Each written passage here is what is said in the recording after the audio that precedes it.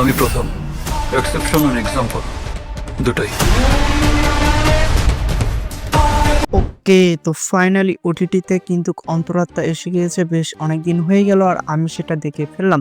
এটা কিন্তু বরবাদের সাথে ঈদে ক্লাশ করেছিল, কিন্তু এটা কখন যে থিয়েটারে এসেছিল, কখন যে থিয়েটার থেকে চলে গিয়েছে আমি আসলে এটার কিছু জানি না। তো এটা ওটিটিতে আসার পর আমি এর পুরো সিনেমাটা দেখে ফেললাম। এখন এটা নিয়ে তোমাদের সাথে কথা বলবো। এই সিনেমার স্টোরিটা আসলে কেমন টাইপ ছিল, এই সিনেমা কি তোমাদের দেখা উচিত নাকি উচিত না। এখানে শাকিব খান, দর্শনা বণিক, শাহেদ শরীফ খান, আমি নাম ঠিক বললাম নাকি ঠিক বললাম না সেটা আমি জানি না। তো এই তিনজন কিন্তু লিড রোলে ছিল মেবি আমার ধারণা অনুযায়ী। এছাড়াও কিন্তু কারো বেশ বড় বড় কাস্টার আছে, কিন্তু তারা বেশিরভাগ সময় কিন্তু নাটকেই কাজ করে আছে যতদূর আমার ধারণা। তবে আমার মতে মিকাররা সব থেকে বড় ভুল করেছে বরবাদের সাথে এটা রিলিজ করে। এছাড়াও বরবাদ বাদ দিয়ে ঈদের যে কয়েকটা সিনেমা রিলিজ হয়েছিল সে কয়েকটা সিনেমা স্টোরির থেকে এই স্টোরিটা কিন্তু একদম ডিফারেন্ট ছিল, বলতে গেলে একদম বাজে ছিল। এটা কিন্তু রোমান্টিক জনরার সিনেমা, আর এই সিনেমাটা তুমি যখন দেখা শুরু করবে না, তোমায় বেশ 30 মিনিটের পর গিয়ে মনে হবে তুমি 2012 বা 13 সালের কোনো সিনেমা দেখছো। এই সিনেমার কাহিনীটা কিন্তু একটা সাধারণ কাহিনী হলেও মেকাররা এটাকে আরো নিম্নভাবে দেখানোর চেষ্টা করেছে বলে আমার মনে হয়েছে। এর যদি স্টোরিটার কথা বলি তাহলে তোমরা প্রথমে দেখতে পারবা শাকিব খান আর দর্শনার কিভাবে দেখা হয়, তাদের কিভাবে রিলেশন তৈরি হয়, এরপর গিয়ে তারা বিবাহ করে ফেলে, বিবাহর পর গিয়ে তাদের ভেতর কি কি সমস্যা তৈরি হয় এবং সেই সমস্যাগুলো কোথায় থেকে শুরু হয়, এসব কিছু কিন্তু তোমরা এখানে দেখতে পারবা। আর এখানে শরীফ খানকে কিন্তু ভিলেন হিসেবে দেখানো হয়েছে। মানে ভাই, তাকে কি ভিলেন হিসেবে দেখানো হয়েছে আমি সেটা সত্য করে বলছি নিজেও বুঝতে পারিনি। প্রত্যেকটা সিনেমায় কিন্তু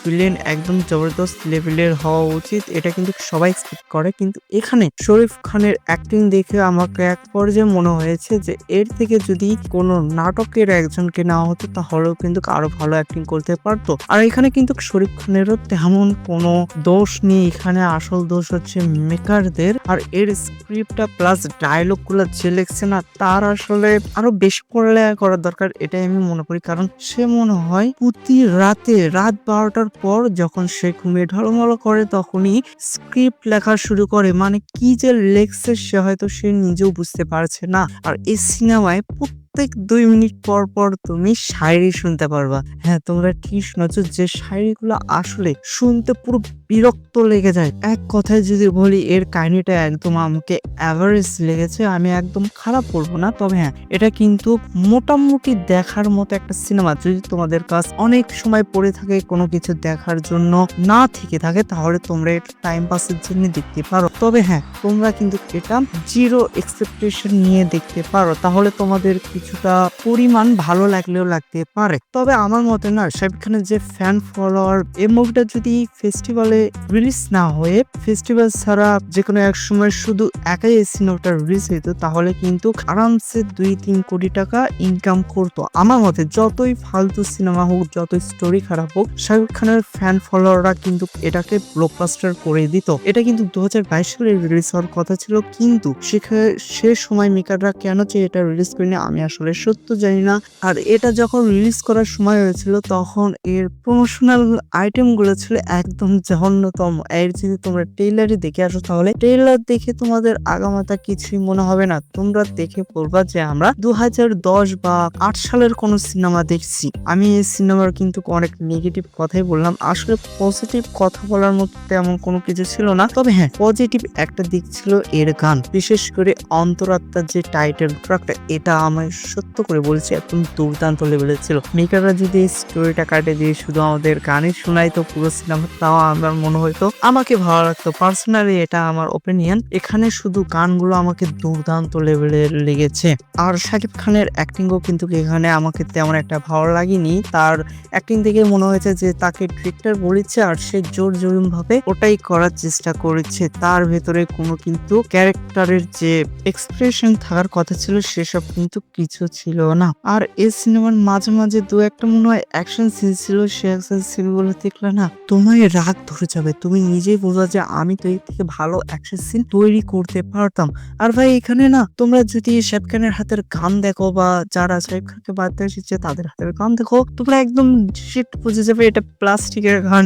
একদম মানে 40 টাকা 50 টাকা দিয়ে রাস্তায় কিনতে পাওয়া যায় না, ওই গানগুলাই ডিরেক্টর তুলে এনে শাকিব খানের হাতে ধরিয়ে দিয়েছে যে নাও এই গানটা দিয়ে অ্যাকশন করো। আর এর যদি এডিটিং এর কথা বলি তাহলে আমি বলবো যে এটা মনে হয় কোনো নার্সারি পিজির বাচ্চাকে দিয়ে এডিট করিয়ে নিয়েছে। থাক, আমি আর কিছু বাজে কথা বলতে চাই না। এখন শাকিব খানের যে ফ্যান ফলোয়ার আছে তারা মনে করবে যে আমি শাকিব খানের ফ্যান নাই, ওই জন্য তার সিনেমাকে আমি ট্রোল করছি, কিন্তু আসলে এটা কিন্তু সত্য কথাটা। আমি যদি সত্য করে বলি তাহলে কিন্তু আমি নিজে একজন শাকিবিয়ান ফ্যান। আমাকে কিন্তু শাকিব খান অনেক ভালো লাগে, তার অ্যাক্টিং বিশেষ করে আরো দুর্দান্ত লেভেলের লাগে। তার কিন্তু আমি প্রথম সিনেমা তুফান দেখেছিলাম, তারপর থেকে কিন্তু প্রত্যেকটা সিনেমা আমি থিয়েটারে গিয়ে দেখি এবং অনেকটা এন্টারটেইনও হই। কিন্তু সেসব সিনেমায় কিন্তু যেমন স্টোরি ছিল তেমনই কিন্তু ভরপুর এন্টারটেইনও ছিল। কিন্তু এই সিনেমায় সত্য করে বলেছি তোমরা কোনো এন্টারটেইন পাবে না তেমন একটা। এখানে শাকিব খানের কোনো দোষ নেই, এখানে কিন্তু director plus producer plus script writing বা রাইটিং স্টোরিটা যে লেখছে তাদের সবার দোষ। তো আমি বেশি কথা বলতে চাই না। তোমরা কি অন্তরাত্মা দেখেছো অবশ্যই কিন্তু আমাকে কমেন্টে জানিয়ে দেবা। তোমাদের এই সিনেমাটা কেমন লেগেছে সেটাও কিন্তু কমেন্টে জানিয়ে দেবা। তো এই ভিডিওটাই বলছে তোমরা কি এখনো আমার চ্যানেলকে সাবস্ক্রাইব করনি, এখনই করে দাও। নেক্সট টাইমে কিন্তু আমি আরো বিভিন্ন সিনেমার আপডেট নিয়ে এই চ্যানেলে চলে আসবো। তো এই ভিডিওটা এ পর্যন্তই, তোমাদের সাথে দেখা হবে নেক্সট ভিডিওতে। Good bye.